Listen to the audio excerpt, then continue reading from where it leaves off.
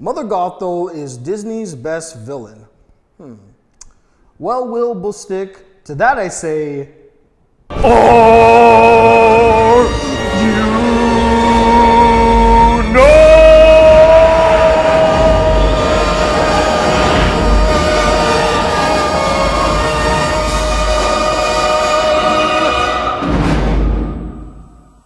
Hey guys, the Black Critic Guy, back with a brand new video for the very late BCG Disney Week. Hashtag sorry, really sorry. And this will be a special Disney edition of my critically acclaimed, most beloved, Oscar-winning series directed by Takashi Cat. And that, of course, is where I share some of your hottest takes and criticisms that you shared with me on Facebook, Twitter, and my Discord. And if you haven't joined my Discord, which I have been rather absent in, it's a good time to join in now as I'm gonna be getting back into the fold of those things. So do check out the Discord, there's a link in the description. Wink, wink, wink. Whew, that was one ripe explosion right there. But enough of the goofiness, let's get into some of your takes. Disney isn't even Disney anymore, and it sucks ass. Hell, I can't remember the last time Disney made its own content, especially 2D animated film. Well, I see your point when you say that Disney doesn't feel like Disney anymore, and to a certain degree, I kind of agree. I disagree that they don't make their own content. Say what you will, but Frozen was their own content. Zootopia was a phenomenal film. There wasn't a film like that before Disney made it. With a great social commentary, hilarious jokes, great animation, great voice acting, you can't deny that Disney put their best foot forward with Zootopia. Wreck-It Ralph might be kind of a copy of Toy Story, but you gotta admit that was definitely Disney's own content there. They weren't necessarily ripping off Toy Story. It had a similar format, but it was its own thing. Not to mention the plethora of other things. Princess and the Frog, which came out 10 years ago, actually to this very moment. I believe it came out in December. What was it, December, Shimmy? I think it was December. I'll put the date right here. But I do remember it coming out exactly 10 years ago at this time. And that was the last 2D animated film, or not the last, because there was that Winnie the Pooh film nobody remembers. But that was their last great 2D animated film. Not to mention that you seem to forget Paperboy, which was a landmark of animation, mixing 2D animation with 3D animation. That was entirely Disney's own content. So yeah, Disney may not feel like the Disney of yesteryear, but I do feel like they still chug out some really good content when they're not resorting to making those crappy live action remakes of classic 2D animated films. Speaking of those crappy live action films, the Lion King remake is the worst live action remake from Disney. I won't say it's the worst, but it's up there. I agree. I've never seen it, but I agree. Yeah, I agree. I got nothing else to say. Don't look at me like that, Shimmy. Don't look at me like that. She mad because she loved the Lion King remake. This is what annoys me about Disney and Pixar. They need more original stories rather than making more sequels to movies they have already done. This is sort of in a similar vein to the first comment I responded to, and what I will say is, while I see where you're coming from, I don't entirely agree with your statement. I will say that Pixar has been kind of on that sequel train ever since 2010. They've been shipping out a lot of sequels. Toy Story 3, Toy Story 4, Finding Dory, Incredibles 2, and so on and so forth. I kind of agree with you when it comes to Pixar. But when it comes to Disney, in the last 5 or so years, they've only made 2 sequels that are a part of the Walt Disney Animation Studios canon. And those 2 sequels were last year's Ralph Breaks the Internet and this year's Frozen 2. And it wasn't as though audiences weren't demanding for those sequels. I know many of us were asking for a sequel to Wreck-It Ralph. I was one of them. I couldn't wait to see more of this world. I couldn't wait to see more of Ralph and Vanellope and their adventures. I was asking for it. And as for Frozen 2, I mean, after the huge success of Frozen, which made $1 billion and was a surprise hit to the Walt Disney Company, there's no way in heck Disney wouldn't capitalize on that and make a sequel. That was inevitable. And considering that Frozen 2 is reaching the mark of $1 billion, if it hasn't broken it already, get ready for Frozen 3. It's gonna happen. It's gonna be Disney's first ever trilogy, which is actually, you know, talking that's kind of surprising though.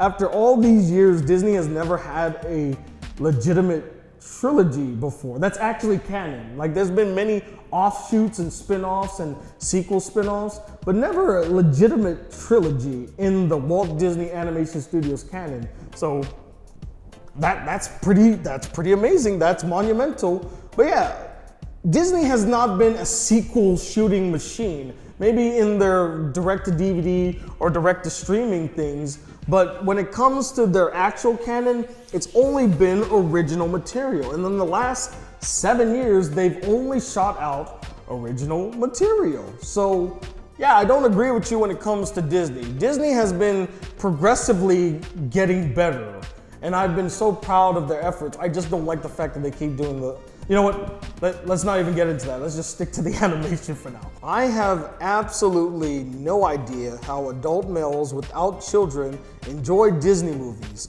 not including Star Wars and other acquisitions. Damn, man, is that a shot at me, Bob Samurai? You taking shots at me? That's so cold, man. Now, I can't speak for all adult males that love Disney movies. Some might love it because it reminds them of their childhood. Maybe some love it in reverence to the art of animation. Maybe they admire the craftsmanship, the hard work put into those films, or they're just lovers of animation or filmmaking. Or maybe some might love it for more malicious, creepy, disturbing reasons. But for me, I love Disney movies because I grew up on Disney movies. I've loved them ever since I was a child, and that love has never gone away. I've been a big fan of animation, and the reason I'm a big fan of animation is in due part to Disney. A lot of the animated films I grew up on were Disney films, and they made me admire the craft of animation and really inspired me to chase after my dreams. And I think Disney, although it is mostly aimed at children, can still tackle adult themes. Heck, I keep bringing it up, but Zootopia is a good example of that. That movie was not made for kids. That movie was made for adults. That movie was made for adults who grew up on Disney films. I'm not even kidding. I feel like the creators, when they made that, the same people that made Wreck-It Ralph, they made movies that were made for kids that grew up on Disney in the 90s. They made practically adult films for kids. So I don't agree that there's some creepiness to adult males liking Disney movies. I just feel like that's kind of your own bias. Like maybe, I mean, you could ask yourself the same question when it comes to anime, Bob Samurai. What are adult males doing watching romantic comedies or watching anime that follow a bunch of 13 to 16-year-old girls? Don't you want to ask yourself that question? Now that's way more creepier than adult males watching Disney movies. Rapunzel is a low-tier Disney princess? What the hell? Are you serious? You must be joking. You must be joking. You must be out of your mind, girl. No way, no how. I mean, really? Lower than Princess Aurora, the Sleeping Beauty that did nothing? Lower than Nala, who has no personality outside of loving Simba? Lower than Snow White, who just waited for her prince to come and was saved by 7 short people? Really? She's lower than all of them? Absolutely not.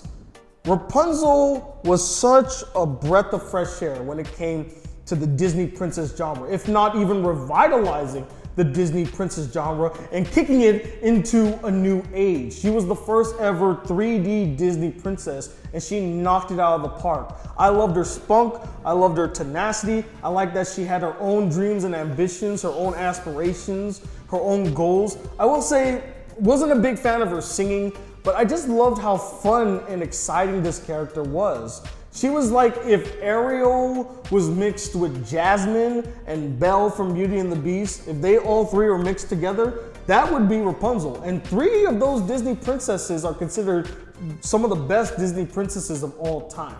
So yeah, I don't see where you're coming from. I need some evidence to this point because I don't see it. I don't think most people see it because she is one of the most popular Disney princesses. And if it wasn't for Rapunzel, we wouldn't have characters like Anna, who is almost like a watered down version of Rapunzel. Even has the same spunk and energy of a Rapunzel. I still think The Last Jedi is a solid Star Wars movie, especially on Rey's and Luke's story, which in my opinion was intriguing and fascinating at the same time. Also, not many people mention this, but the visuals are outstanding in the film. I do agree that the visuals are outstanding in the film, but I disagree that not a lot of people mention it. If there's one thing that people have praised about The Last Jedi, and I've heard it in almost every review about The Last Jedi, whether it was negative or positive, everybody agrees that it is the most visually stunning of all the Star Wars films. Even I agreed to that. But I do not agree that it's a solid Star Wars film. I didn't get a chance to make my review of it because, let's be honest, hating on The Last Jedi, it's like beating a dead horse. Everybody has done it at this point. It is, without doubt, the most divisive film, I think, of the decade. I have not seen a more divisive film that has come out in the 2010s than Star Wars The Last Jedi. It literally split an entire fandom apart. It tore everyone that's ever been mildly curious about Star Wars apart. Even casual fans like Taka and I, we both were like, what? And again, I'm not even the biggest Star Wars fan, but even I was sitting in the film like, what in the hell is going on? I did not like what they did with Luke. I disagree wholeheartedly about the whole Luke story. His story made no sense. It did not add up. That is not Luke Skywalker. Whoever was on that screen was not Luke Skywalker. Luke Skywalker would have never done that. Rey's story, the only fascinating part about Rey's story was actually her relationship with Kylo Ren. And it was only because of Kylo Ren that Rey was an interesting character, not because of the merit of the character herself. Like, I was really surprised at how bad Rey was in the film.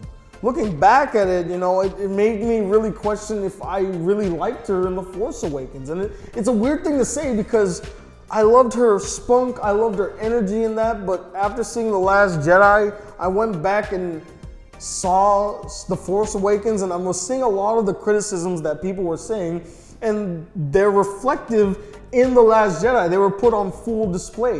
There was no way in hell you can tell me that Rey would beat Luke freaking Skywalker in a sword duel, whether it's sticks or lightsabers. She should have never had the advantage.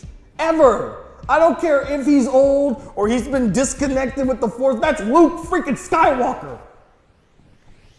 You have not even held a lightsaber for more than a week. There's no way you could top a Jedi Master. There's no way you could get the upper hand on a Jedi Master. I'll give you Kylo because he's fairly new, he was inexperienced, he was injured, there were many facets that helped you in that fight with him in the forest. But Luke freaking Skywalker, he should have been toying with you like freaking Snoke was toying with you.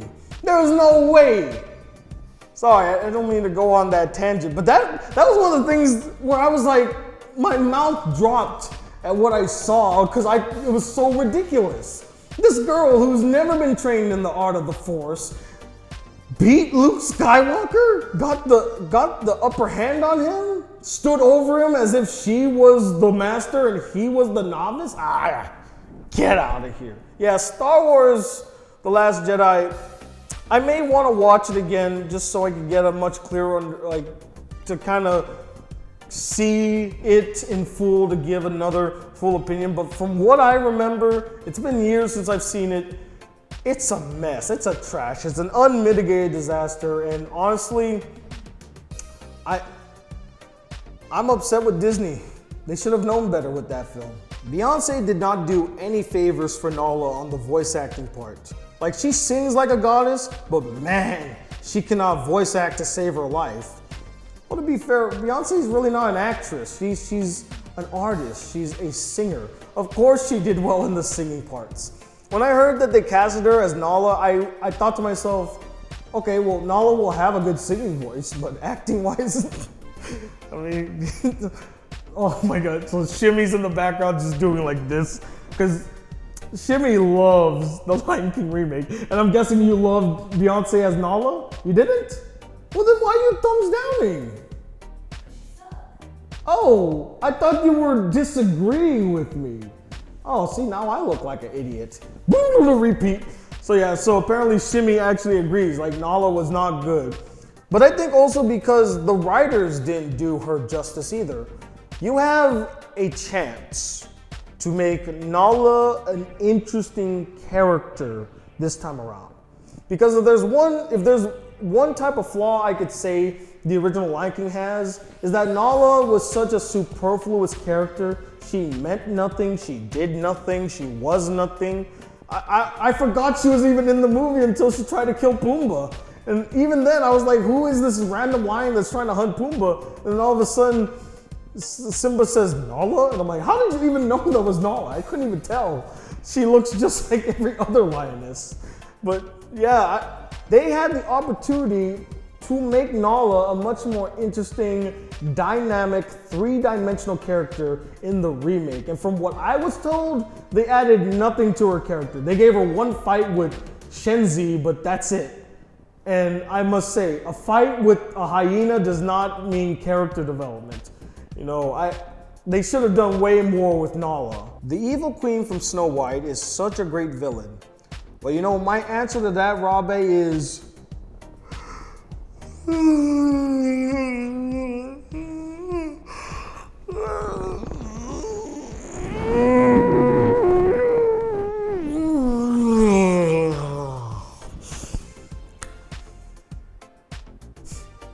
I'm sorry, but outside of the way that she looked when she turned evil, she didn't really do anything remarkable in the film.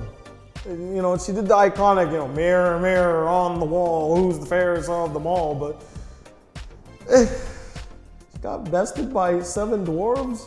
I mean,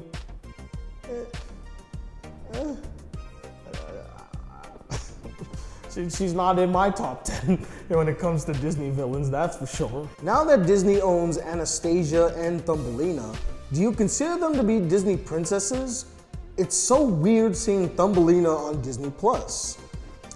I gotta say, the funniest irony, Taka, is that Anastasia, which a lot of people confused for a Disney princess, but she was a ripoff of the Disney formula for princess films, has now become a part of the Disney family after 20 years. So Anastasia came out in 1999, it's 2019. So 20 years later, after it clearly ripped off Disney, now it's a part of Disney. I mean, you can't write this stuff. It's funny.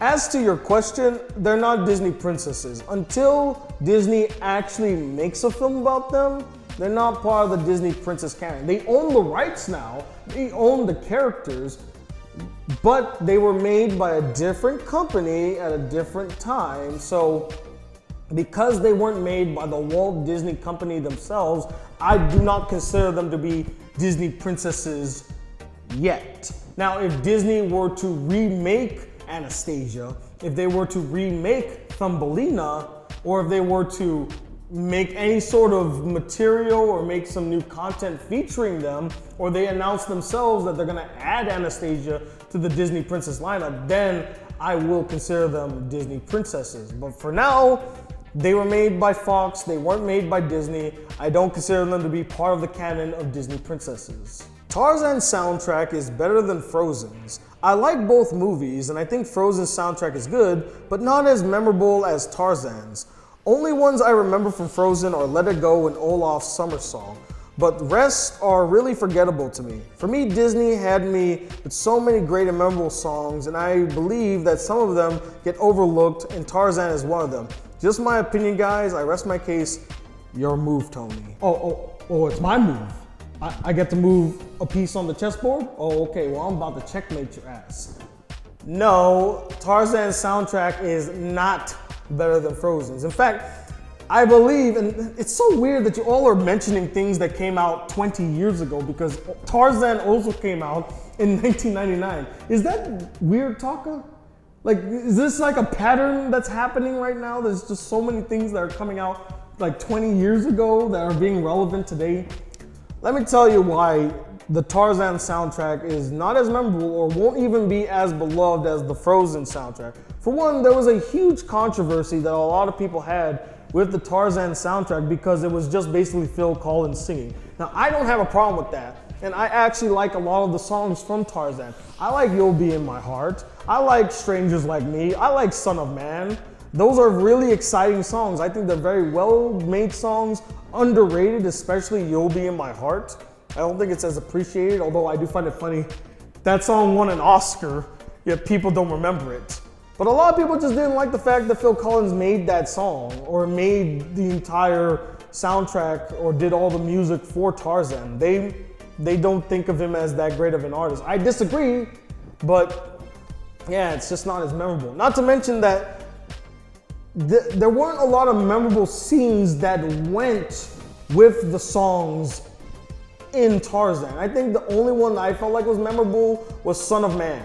It's showing you Tarzan is trying to get adjusted to living with the gorillas, and it's like this montage scene where you see him getting better and better, and it's really exciting, and the song matches the excitement. Other than that, like Strangers Like Me, I sort of remember that scene. There's the scene where they climb up the rope and there's all these beautiful birds.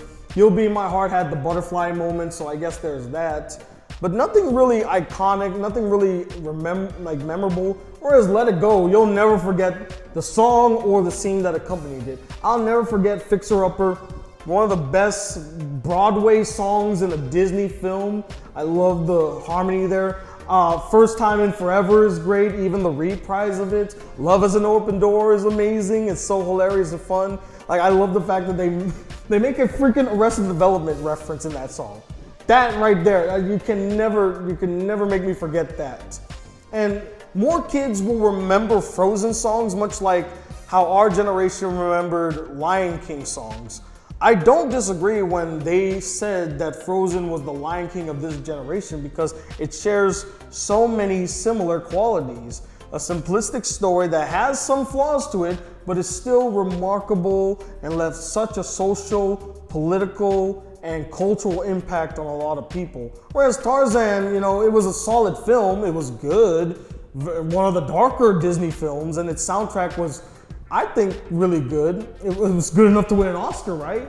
So I just don't think that it's as good or even better than Frozen, which has more better songs, more memorable songs, more iconic moments than the Tarzan soundtrack. Kingdom Hearts is easily the best thing to come out of Disney.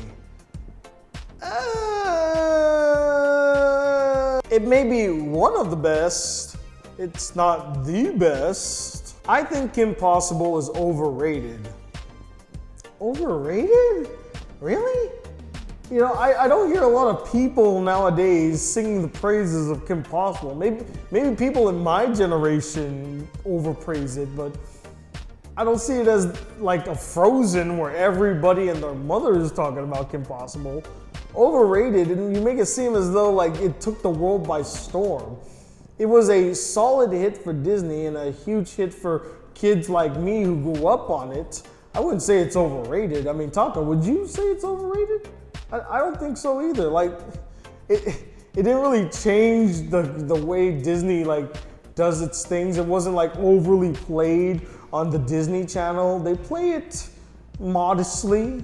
They do reruns now and again. I will say that, I was surprised it got a remake. But then again, what Disney property hasn't been remade at this point? They practically are scraping the barrel with their remakes. They just did a remake of freaking Lady and the Tramp. Lady and the Tramp. Because we were all dying for a remake of Lady and the Tramp. Funny enough, Taka, speaking of Lady and the Tramp, do you think they ruined Lady and the Tramp by turning it into a live-action remake movie? Why, yes, Daniel. Yes, they did.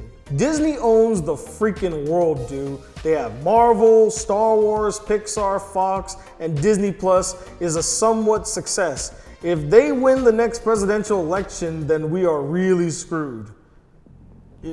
Crimson, I can't even disagree with you. It really feels as though Disney owns the world. They own at least 4 of the 10 biggest properties in the world, if not maybe even 6 or 7 of the biggest properties in the world, intellectual properties, I mean. They have the best amusement parks, their channels are the best, their movies are just making boffle business. Is there nothing they can do? They really, honestly, talk at this point, they could probably submit Mickey Mouse into the 2020 presidential election, and he might have a small chance to win, and we'll have our first ever animated president. Think of that. The ending of Ralph Breaks the Internet doesn't make that much sense. I actually disagree with you, Eliza. I, for one, felt the most powerful, the strongest, and best moment in all of Ralph Breaks the Internet was the ending. It was impactful, emotional, it drove me to tears. It was something that I found very relatable, and I felt like was a solid conclusion to Ralph and Vanellope's character arcs. They were going to have to move on from each other. I thought that was very well handled. It made me choke up. It reminds me of like, if you're a parent and you see your kid go off to college, and you're just waving at them and you see them go through that little extender that reaches the airplane, they go down that hall, and you just like, I won't see them as much as I used to again. They'll still be in my life, but things won't be the same anymore. And that was the most beautiful thing about Ralph Breaks the Internet. It presented change. Actually, it's interesting because even Frozen 2 did something similar, although I don't think they handled it as well as Ralph Breaks the Internet. But that whole idea of that people need to move on, people need to change, people need to chase their dreams. And sometimes chasing their dreams means that they have to leave what they had behind. It's hard, it's taking a risk, but it's a risk that you have to be willing to take in order to chase your dreams. I'm glad that they did that ending with Vanellope instead of having her end back in the arcade room where she would be just wasting away in Margaritaville. So I loved that ending. I thought it was powerful. I thought it was brilliant. It definitely was a breath of fresh air. You don't really see Disney films take that type of risk, do that type of ending. I think the one thing to me that didn't make any sense was the climax, the villain of the film. I thought that was so anticlimactic. It was such a waste. That upsetted me. That was the thing that didn't make sense, Eliza. Or wait a minute, are you saying that the third act of Ralph Breaks the Internet, including the villain, the big Ralph monster that's the virus, are you saying that didn't make any sense? Or are you talking about like the ending? Do let me know, I'm kind of confused. And the coincidences keep on rolling, Taka. Guess what this comment says? Frozen 2 and Ralph Breaks the Internet are both great sequels, but Frozen 2 is better. Well, I disagree. Again, kind of talking about how both of them dealt with change at the end of their film, I felt as though Ralph Breaks the Internet handled change better, more sophisticated, more adult-like than with Frozen 2, where it just felt like, okay, here you go, you get this now, because you just happen to be this special person. So in Frozen 2, Elsa decides to leave Arendelle. She's no longer the queen of Arendelle. She's going away to her frozen island fortress in the northern sea somewhere. I have no idea where it is, but she decides she's gonna live out her days there to be part of the spirits earth, wind, water, fire, you know, like she's the freaking air, or she's the Avatar or something. Which, isn't she kind of like the Avatar? When I first saw that in the film, where they're like fire, water, earth, wind, I'm like, oh my goodness, they just invoked Avatar: The Last Airbender, or is she Captain Planet? That's what I was thinking. I actually thought it was kind of cartoonish and silly that was the angle that they took at the end. And then they made Anna the queen. Now I get that in the line of succession, she would be the next in line, but she's just not queen material. She does not look like she's fit to be the queen. I think it's a bad choice. Maybe seeing Kristoff as king, yeah, that's pretty cool, but Anna as queen, I don't think she'd do well as the queen of Arendelle. In fact, I hope that the third film is Elsa coming back to deal with the catastrophe that Anna has created as the queen of Arendelle. That would actually be pretty interesting as a story. But there was just so many flaws to Frozen 2. It's not as coherent of a story. I wasn't as intrigued. I felt like a lot of characters were useless and didn't mean anything to the story, especially Kristoff, Olaf, Sven. If you weren't Anna or Elsa, didn't really matter. Many of the new characters were practically irrelevant. I like what they did with the parents, but that was about it. Whereas in Ralph Breaks the Internet, not only were Vanellope and Ralph great, but a lot of the new characters were as well. The one that Bill Hader voiced was pretty good. I liked Yes. I wish they used her a little bit more, I will say. I wish they did that. The Disney princess scene was amazing. There's no scene like that in Frozen 2. So yeah, I think Ralph Breaks the Internet is the stronger of the sequel films that have come out recently, in my personal opinion. Atlantis: The Lost Empire is so underrated.